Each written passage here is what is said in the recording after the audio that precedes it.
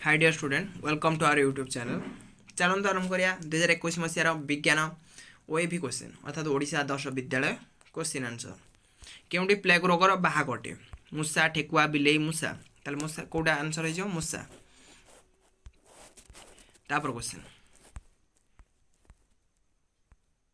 Iodine अभाव रे केउ रोग हुए स्कर्बी रेक्टस अंधारकणा गलगंड ताले को रोग होइते गलगंड रोग होइते। कृषकर बंधु क्या कहुए कृषकर बंधु कुकुर बिलेई पिंपुड़ी जिया कुकुर कौन करता है किसी कर था बिलेई किसी भी करना था पिंपुड़ी करना था जिया कि माटी को फसफसिया करता है किए है जिया आंसर। केउंटी एक कृत्रिम पदार्थ तुला नाइलन टसर रेशम आम जानी नाइलन कारण नाइलनटा मनुष्यकृत प्रस्तुत होची राइट आंसरटा केते नाइलन। केउंटी एक कांडर उदाहरण कंदमूल अदा गाजर मूला अदाटा कहीं ना अदाटा से चेरु ही सृष्टि होता अदा आंसर। तापर क्वेश्चन आम शरीर शक्ति सृष्टि केउंटी सहायक अम्लजान अंगारकाम्ल जबखारजान उद्जान अम्लजान कारण अम्लजान को आम श्वासक्रिय ग्रहण करछे जहाँफल कि अम्लजानटा शक्ति आमको प्रदान करते एम किए एक वैज्ञानिक रोनाल्ड रोस बी एपीजे अब्दुल कलाम तापरटा सी आइजाक न्यूटन रमेश शर्मा ताले किए जो राकेश शर्मा राकेश शर्मा कहीं राकेश शर्मा गोटे स्पेसमैन से 34 सकाल शक्तिर मूल उत्स किए सकाल शक्तिर मूल उत्स किए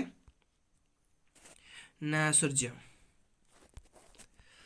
पक्षी शरीर केउ अंग दिग परिवर्तन साहाय्य करे पक्षीर लांज दिग परिवर्तन साहाय्य करे केउ जंत्र द्वारा वस्तुर आकृति वृद्धि करी हुए अणुवीक्षण जंत्र द्वारा कारण जो पाथोलिया हका अच्छी से अणुवीक्षण जंत्र साहाय्य बा रक्त परीक्षा करती से अणुवीक्षण जंत्र यूज कराए कारण छोटिया पदार्थ को से बड़ आकृति देखिकी कहींपारती कौन होगा अणुवीक्षण जंत्र।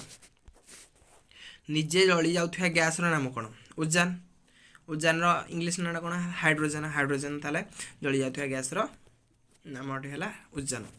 जड़े व्यक्ति शरीर साधारण तापमात्रा प्राय के 37 डिग्री सेल्सियस साधारण तापमात्रा 37 डिग्री ताहले आंसरटा कौन है 37 डिग्री सेल्सियस।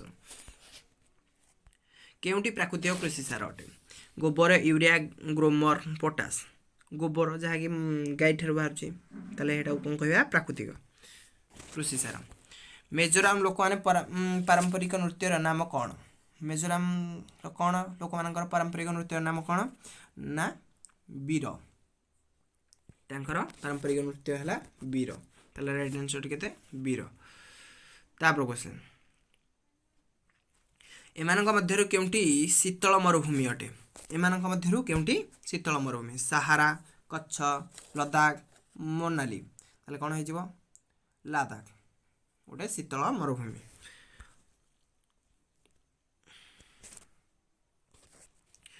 पश्मीना साल क्यों उपाय तैयारी कराए पश्मीना हाथ द्वारा चरखा द्वारा जंत्र द्वारा तंत्र द्वारा कौ द्वारा ना जंत्र द्वारा आमर पश्मीना साल तैयारी कराए एमानक मध्यरु केउंटी प्राकृतिक विपत्ति नुहे केउंटी प्राकृतिक रेल दुर्घटना मनुष्यगत से कौन है रेल दुर्घटना मरुड़ी तो मन को आसूँ भूमिकंप मन को आसूँ सुनामी मन को आसूँ उत्तरटा कौन है रेल दुर्घटना। तापर क्वेश्चन देखिए मनाली क्यों राज्य अवस्थित मनाली क्यों राज्य अवस्थित पंजाब हिमाचल प्रदेश उत्तर प्रदेश उत्तराखंड राइट आंसर टी हिमाचल प्रदेश। तापर पृथ्वीर आवर्जना दिगटी कौन पूर्वर पश्चिम सॉरी भूल कहले पृथ्वीर आवर्तन दिगटी कौन पूर्वर पश्चिम पश्चिम पूर्व उत्तर दक्षिण दक्षिण उत्तर राइट आंसर टी कौन हो पश्चिम पूर्व आम जाने सूर्य क्यों दिगरे आसती पूर्व दिगरे जहाँफल कि सूर्य पूर्व दिगरे आसिले जदि पृथ्वी जदि उल्टा ता दिगरे घुरुव अर्थात पूर्व सूर्य पूर्व दिगरू पश्चिम दिग को जाती पृथ्वी तार उल्टा घुरुची जहाँफल कि सूर्य पूर्व पश्चिम को आसुँच पश्चिम पूर्व घूरी पृथ्वी। दांडी क्यों राज्य अवस्थित? गुजरात, महाराष्ट्र, मध्य प्रदेश, पश्चिम बंग। कौन हो? गुजरात।